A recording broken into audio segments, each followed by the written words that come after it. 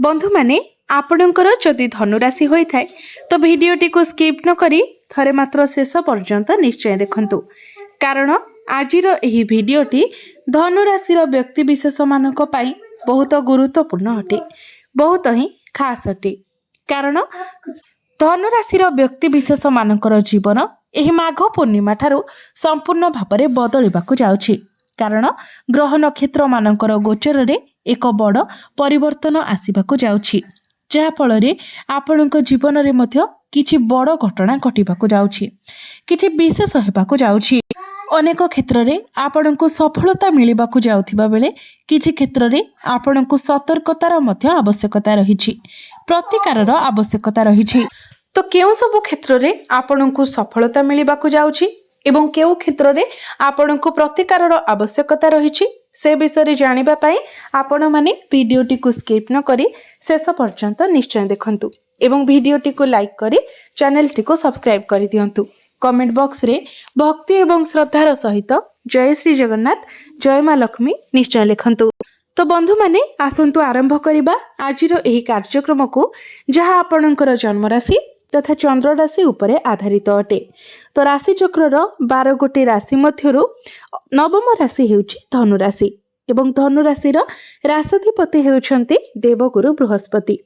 तो बंधु माने गुरु आपणको कुंडलीर सप्तम भाव में गोचर करुछंती, बहुत भल स्थिति रे अछंती एवं गुरुंकर दृष्टि मध्य आपणकर प्रथम भाव उपरे रहुछि।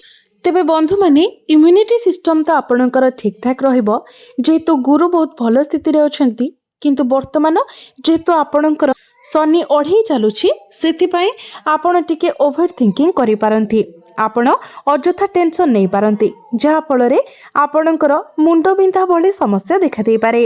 तेबे स्वास्थ्य रे सेमिति किछि बड़ धरणर समस्या आपणकर देखा देबो नाही, स्वास्थ्य आपणकर भल रहिबो। तेबे आपण चेष्टा करंतु ओवर थिंकिंग न करिबा पई एवं अजथा कथा को नेकी अधिक चिंता न करिबा पई। विद्यार्थी मानक कथा जदि कहिबा तो शिक्षा क्षेत्र रे आपण बहुत अधिक उन्नति एवं अग्रगति करिबा को जाउछंती, कारण आपणकर पंचम भावर अधिपति मंगल आपणकर द्वितीय भावरे उच्चस्थ अछंती। तो निश्चित भाव में शिक्षा क्षेत्र रे आपण बहुत अधिक उन्नति एवं अग्रगति करिवे। जदि एही माघ पूर्णिमा परे आपणकर किछि एग्जाम अछि, कॉम्पिटिटिव एग्जाम अछि, सरकारी स्तर रे कोनोसी परीक्षा अछि किबा डिफेन्स लाइन रे किछि एग्जाम अछि तो आपणक पई ताहा बहुत भल रहिबो। कारण आपणकर भाग्य भावर अधिपति सूर्य मध्य द्वितीय भाव में गोचर करुछंती। तो आपणकर पंचम भावर अधिपति एवं भाग्य भावर अधिपति एकत्र अछंती, जहा फल रे आपणकर शिक्षा क्षेत्र रे आपणको आपणक भाग्यर मध्य सपोर्ट मिलिबो। सूर्य मध्य आपणक मध्यरे कॉन्फिडेंट लेवल को बढ़ाइबे, आपणक मध्यरे एनर्जी लेवल मध्य बहुत भल रहिबो। तो एग्जाम मध्य आपणकर बहुत भल रहिबो।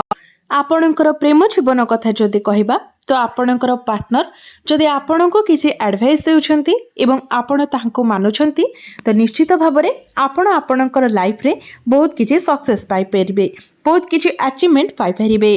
कारण आपणकर पंचम भावर अधिपति बहुत भल स्थिति रे गोचर करुछंती। तो पूर्वर जदि आपणक मध्यरे ब्रेकअप हो जायतिला, कथाबार्ता बंद हो जायतिला, कोनोसी प्रकार मिस अंडरस्टैंडिंग किंबा मिस कम्युनिकेशन थिला तो से सब ठीक होई जिवो। आपणक मध्यरे कनेक्शन स्ट्रांग हेबो, बॉन्डिंग बहुत भल रहिबो। वैवाहिक जीवन कथा जदि कहिबा तो आपणकर सप्तम भाव वैवाहिक जीवनर अधिपति बुध आपणकर तृतीय भाव को चली आसिबे एवं तृतीय भाव रे राहु मध्य गोचर करुछंती। तो राहु आपणक मध्य मिस अंडरस्टैंडिंग क्रिएट कराइबे, आपणक मध्यरे शंका उत्पन्न कराइबे, किंतु आपणकर सप्तम भाव में जेहेतु गुरु गोचर करुछंती एवं गुरु को बहुत शुभ ग्रह बोली माना जाय थाए एवं से आपणकर प्रथम भावर अधिपति अटंती, तो से आपणकर वैवाहिक जीवन को सुखमय बनाइबा पई चेष्टा करिवे। आपणक मध्यरे जेते कली झगड़ा हेले मध्य मनांतर मतांतर हेले मध्य पुनर्बार आपण से सब को ठीक करिबा पई चेष्टा करिवे। तो आमे जदि मोटामोटी भाव में कहिबाकु जिबा तो वैवाहिक जीवन आपणकर एवरेज रहिबो, बहुत बेसी भल नुहे किंबा बहुत बेसी खराब मध्य नुहे। भाग्य कथा जदि कहिबा तो भाग्य आपणकर प्रबल रहिबो, कारण आपणकर भाग्य भावर अधिपति सूर्य आपणकर द्वितीय भाव में गोचर करुछंती, धन भाव में गोचर करुछंती। एवं एहा परे सूर्य आपणकर तृतीय भाव को आसीजिबे एवं तृतीय भाव रे रही मध्य तेबे जेहेतु आपणकर तृतीय भाव रे राहु गोचर करुछंती एवं राहु सूर्य एकत्र हेबा जोगु ग्रहण दोषर निर्माण हेबो। तो यह फल आपणक मध्य टिके कन्फ्यूजन क्रिएट हेबो, आपणक मध्य शंका उत्पन्न हेबो।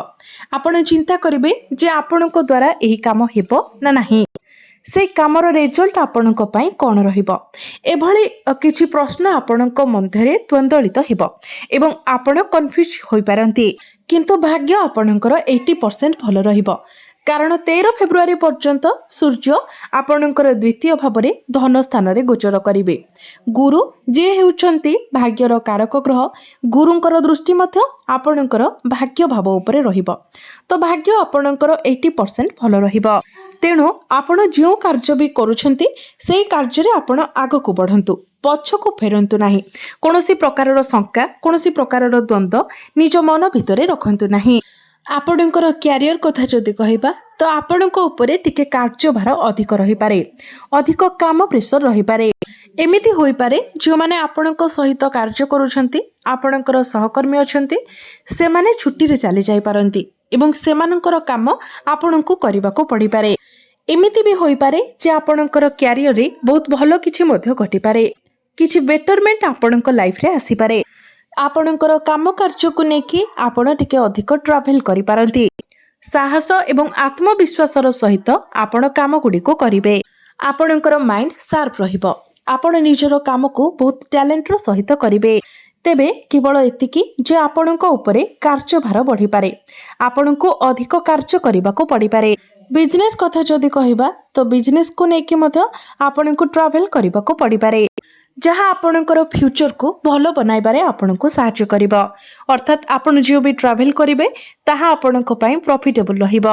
जदि आपण ट्रांसपोर्टिंग रो काम करूछंती, स्वीट संबंधित किछि कार्य करूछंती, अर्थात मीठा खाद्य सह जड़ित किछि कार्य करूछंती, मेडिकल स्टोर आपणकर अछि, हॉस्पिटल लाइन में आपण किछि कार्य करूछंती, काउंसलिंग कंसल्टिंग रो किछि कार्य करूछंती, पब्लिक डीलिंग रो काम करूछंती, आपण किछि एजेंट अछंती, तो आपणक पई बहुत भलो रहिबो। ए सब क्षेत्र रे आपण बहुत अधिक उन्नति एवं अग्रगति करिवे। तो एबे आसंतु जानिबा किछि उपाय विषय, किछि प्रतिकार विषय जो गुड़िक करबा द्वारा आपणको अधिक मात्रा रे शुभ फल प्राप्ति हेबो एवं जहाँ सब अशुभ तो रहुछि से गुड़िक मध्य खंडन होई जिवो। तो सेथि पई आपण प्रत्येक दिन मंगलंकर बीज मंत्र 108 थर जप करंतु। यह व्यतीत प्रत्येक दिन आपण सूर्यंकर बीज मंत्र मध्य 108 थर जप करंतु। प्रत्येक दिन उदित सूर्य को आपण तंबा पात्र रे जलार्घ्य अर्पण करंतु एवं प्रत्येक दिन आपण हनुमान चालीसार पाठ करंतु। निश्चित भावरे आपणको अधिक मात्रा रे शुभ फल प्राप्ति हेबो एवं जहाँ सब अशुभत्व रहुछि सेगुड़िक मध्य खंडन होई जिवो। तो बंधु माने आपणकर जीवन मंगलमय हेउ, एहा ही ईश्वरंक निकटरे मोर प्रार्थना। धन्यवाद।